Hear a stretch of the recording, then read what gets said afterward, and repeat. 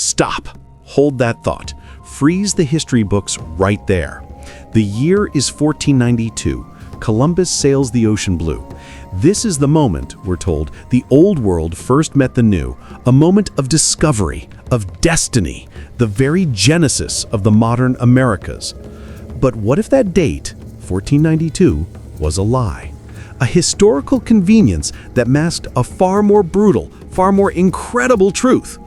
What if the real story, the secret history, isn't about a Spanish navigator seeking gold in the shortcut to Asia, but about a group of people we routinely dismiss as mere savages, raiders, and barbarians who beat him to the continent by 500 years? I'm talking about the Vikings. For centuries, it was exactly that, a ghost story, a legend whispered in the smoky halls of Iceland and Norway, tales of a mystical, fertile land they called Vinland, a place of lush forests, strange beasts, and the terrifying, fierce indigenous people they dubbed the Skraelings, a place thousands of miles across the most treacherous, unforgiving ocean on Earth.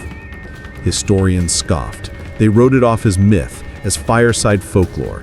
They said the journey was too long, the navigation impossible. They said the evidence didn't exist. They said this feat belonged firmly in the realm of fantasy. Until one unassuming summer day on a remote fog-shrouded peninsula in Newfoundland, Canada, a husband and wife team found a clump of grass-covered mounds that were clearly, undeniably not natural. And the proof they eventually dug up didn't just predate Columbus, it was the smoking gun that didn't just rewrite history, it shattered the entire timeline of human exploration. This is more than just a discovery, it's the story of a lost settlement, a desperate years-long struggle for survival on foreign soil, and a piece of evidence so undeniable, so perfectly placed in time, it is shaking the very foundations of American history. This is the saga of Leif Erikson. This is the journey to Vinland. This is the proof. And trust me, you are not going to want to miss a single second of this epic reveal. Before we dive deep into the astonishing artifacts that prove the impossible and the incredible detail of the Viking route, do me a huge favor. If you're as captivated by lost history as I am, if you think a story this important, a truth hidden for 1,000 years deserves to be heard, smash that like button right now. It is the single best way to tell the algorithm this is a story that matters, helping it reach more people who deserve to know the truth. And if you're not subscribed yet, what are you waiting for? Hit the subscribe button and ring that notification bell so you never miss a historical bombshell like this one. Now, let's get back to the ice, the ships, and the legend. Our entire knowledge of the Norse presence in the West stems from two remarkable yet often doubted pieces of medieval literature, the saga of Eric the Red and the saga of the Greenlanders. These tales chronicle a family of adventurers whose sheer boldness is staggering and whose navigational skills border on genius. The story begins, fittingly, with an outlaw. Eric the Red, a fierce chieftain, was banished from Iceland for manslaughter. In 985 AD, Eric sailed west and discovered a huge, ice-choked island he cleverly, almost cruelly, named Greenland, purely to entice settlers to follow him. He established the first Norse colony there, the Eastern Settlement, a brutal, beautiful outpost clinging to the edge of the Arctic Circle. But even for Eric, Greenland was the end of the line. It was his son, the true maritime trailblazer, Leif Erikson, who dared to push the limits even further. Legend tells us Leif heard a compelling story from a merchant named Bjarni Herjolfsson, who had been blown far off course in a storm and sighted a new, forested land far to the southwest. Leif was instantly hooked. Around the year 1000 AD, he bought Bjarni's ship, gathered his most fearless crew, and set a course straight into the unforgiving unknown. This was a true leap of faith, guided by the vaguest of second-hand accounts. The journey wasn't a gentle cruise. They were sailing in Nars, wide, sturdy cargo ships built for stability and supplies, but utterly exposed to the North Atlantic. They had to cross a body of water that would claim countless lives for the next 1,000 years, relying on sunstones, the position of the stars, the flight of birds, and sheer instinct. Their navigation was pre-compass, pre-sextant, but somehow breathtakingly accurate. Leif's log, as described in the sagas, details the landmarks in 3 chillingly distinct phases. First, they found a land of flat stone and barren glacier. They called it Helluland, the land of flat stones. This perfectly matches what we know today as the vast, desolate stretches of Baffin Island. No place for settlement, but an essential waypoint. Next, they sailed south and found a vast, dense forested region. They called it Markland, the forest land. A crucial discovery, as Greenland was desperately short of good timber for building and repairing their ships. This aligns flawlessly with the heavy boreal forests of the coast of Labrador. Finally, they sailed further south, following the coastline until they found a place where the air was noticeably milder, the climate seemed softer, the grass was richer, and, most tantalizingly, they found what they described as grapes or large berries, giving the place its iconic, aspirational name, Vinland, the wine land. Historians loved the romance of the story, but without tangible, physical proof, it remained pure fiction.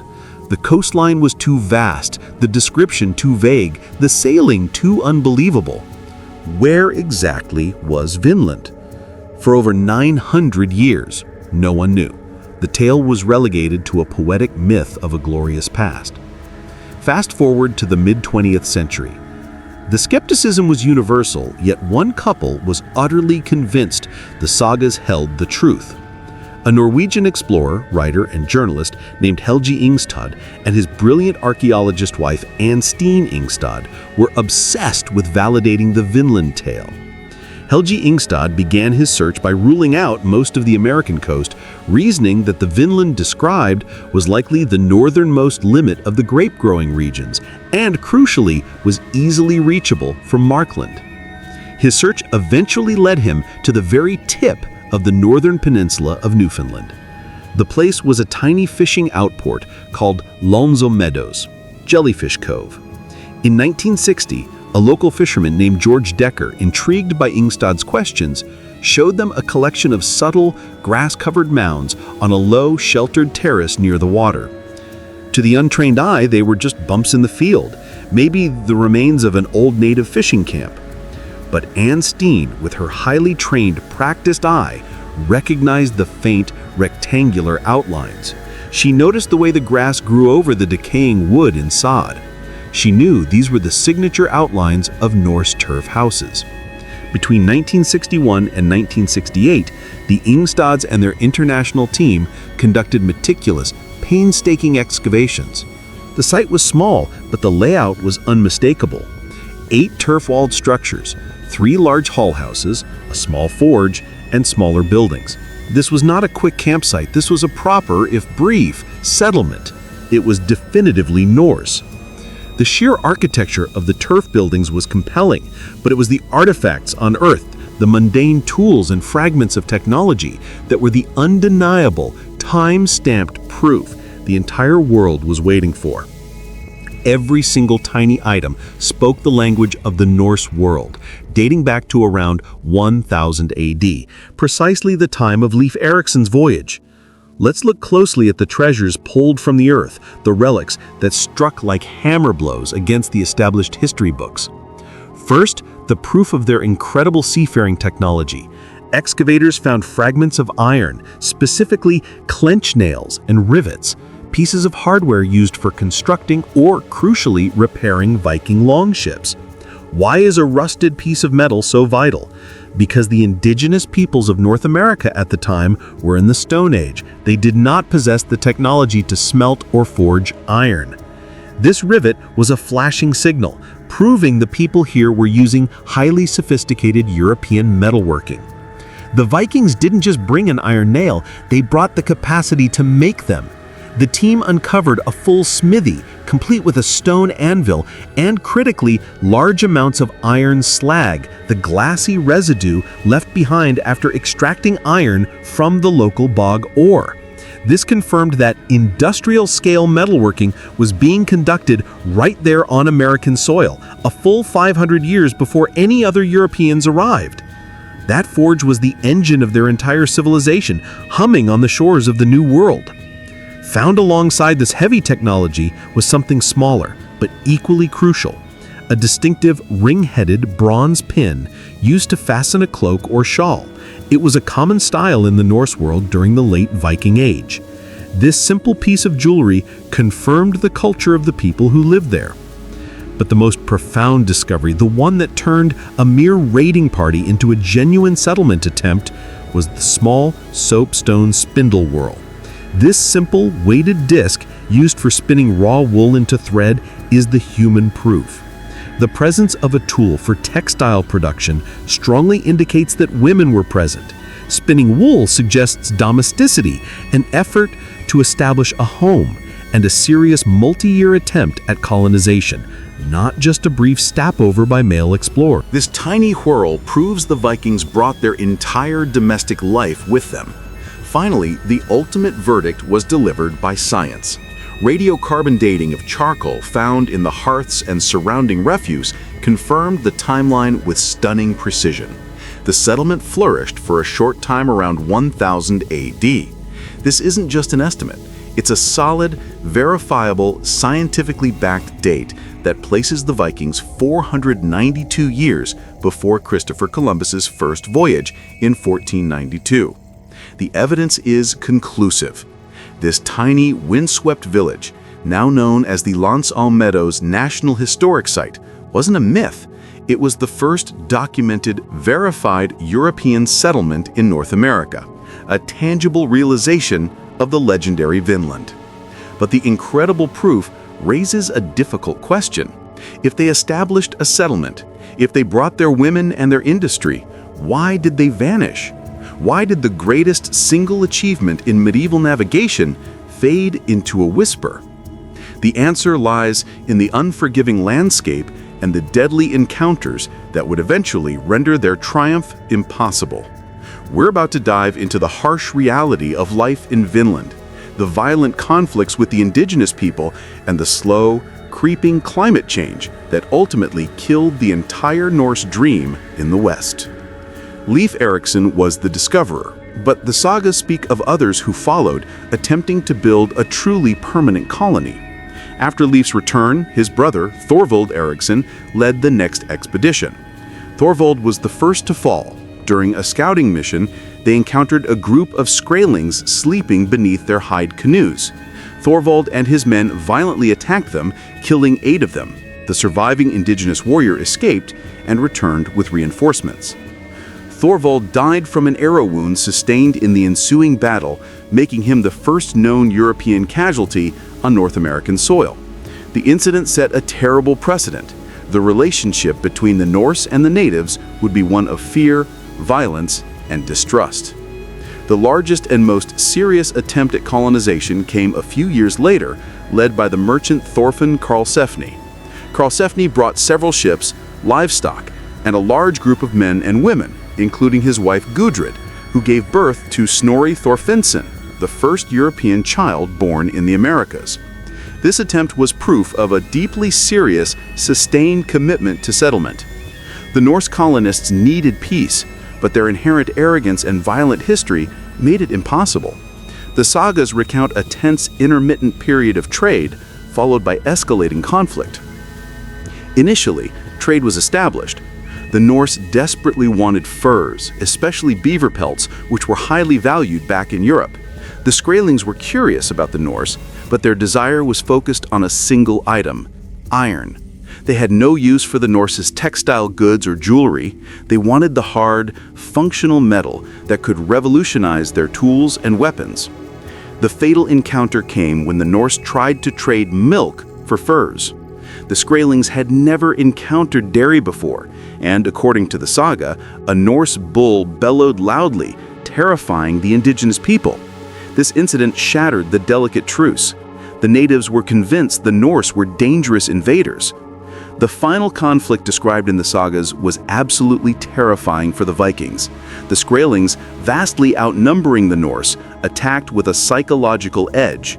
They used a crude but highly effective catapult, which hurled large, heavy stones with terrifying sound and force. This weapon, completely new to the Vikings, drove the small, isolated Viking community into panicked retreat. The Vikings were technologically superior in metallurgy and shipbuilding, but they were vastly outnumbered, critically isolated, and faced an enemy who knew the forests, the terrain, and the hostile climate far better than they did. The indigenous people were not easily conquered, and they successfully defended their ancestral land. While the conflict with the Skraelings was the immediate cause of the colony's abandonment, the ultimate cause was something far larger and far slower: global climate change. The very reason the Vikings were in North America at all was a desperate search for resources. When Eric the Red discovered Greenland in the late 10th century, the world was enjoying the medieval warm period. Norse farms could survive, growing limited crops and feeding livestock. Greenland was green enough to sustain them. But by the time Karlsefni was attempting to colonize Vinland, the climate was beginning a slow, inexorable shift. The Little Ice Age was creeping in. The sea ice grew thicker, making the already impossible voyage across the Atlantic even more treacherous. The few surviving Norse settlements in Greenland began to starve, unable to grow enough fodder to keep their livestock through the increasingly long, bitter winters. The Vikings desperately needed the timber of Markland, Labrador, and the mild climate of Vinland, Newfoundland, to survive. But the distance was simply too great. The tiny, struggling settlements in Greenland could not spare the people or the resources to maintain a reliable supply chain, let alone reinforce a colony thousands of miles away that was under constant attack. The costs in lives, in ships, and in the sheer effort of sailing back and forth outweighed the benefits. The few surviving colonists packed their boats, took their last harvest, and sailed back to Greenland. The great dream of Vinland was abandoned, rendered unsustainable by hostile forces both human and natural.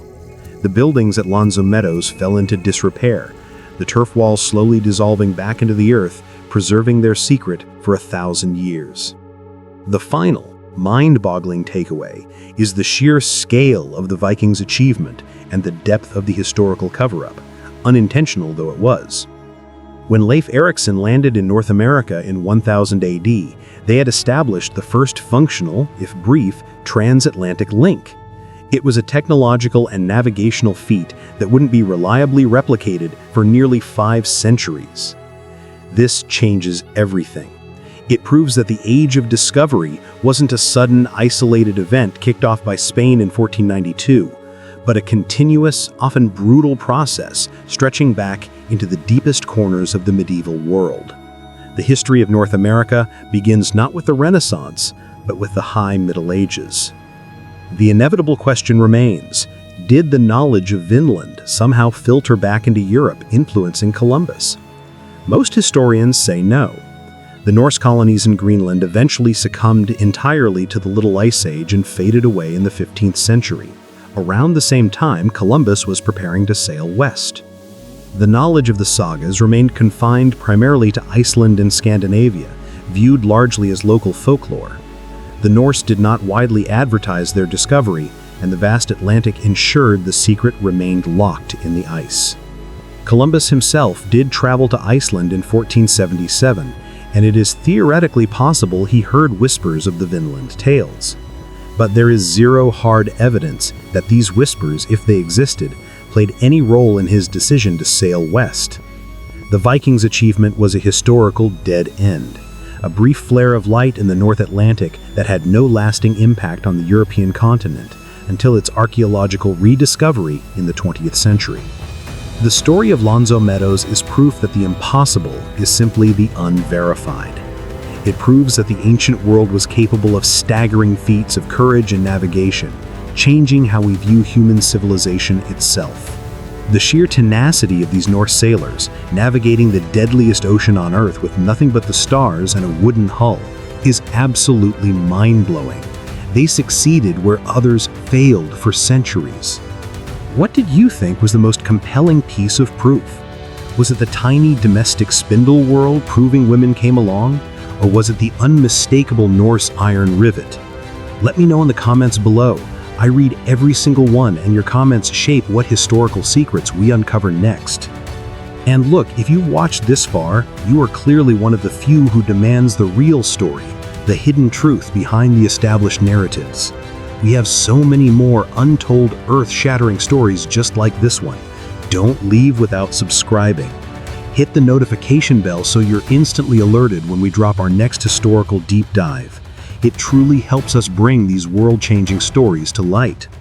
The saga of Vinland is more than a footnote in history. It's a stunning reminder of the limits of our knowledge and the unstoppable tide of human courage. These Viking adventurers didn't just sail to North America, they left the undeniable proof, a ghost town on the edge of the known world, waiting for 1,000 years to tell its secret. The Vikings were here, 500 years early, and that is a truth that can never be unwritten. Thank you so much for watching. Until next time, keep digging for the truth.